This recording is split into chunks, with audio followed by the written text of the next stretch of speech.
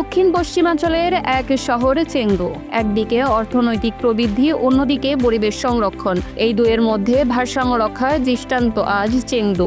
দীর্ঘদিন ধরেই শহরটি চীনের অর্থনৈতিক উন্নয়ন আর সবুজ উদ্যোগের মিলনক্ষেত্র হয়ে উঠেছে। রাজধানী বেইজিং থেকে অনেকটা দূরে অবস্থিত হওয়া সত্ত্বেও চেংদু বিশেষ সুবিধা পেয়েছে চীনা সরকারের গো ওয়েস্ট ক্যাম্পেইন থেকে। 2000 সালে শুরু হয় এই কর্মসূচির অর্থায়নে চেংদু হয়ে ওঠে এক পরীক্ষাগার, যেখানে নতুন ধারণা ও প্রকল্প বাস্তবায়নের সুযোগ সৃষ্টি হয়। কিছু প্রকল্প সফল হয়েছে, আবার কিছু হয়নি, তবু শহরটির যাত্রা থেমে যায়নি। 2000 সালের শুরুতে শুরু হয় গ্রিন বেল্ট ইনিশিয়েটিভ।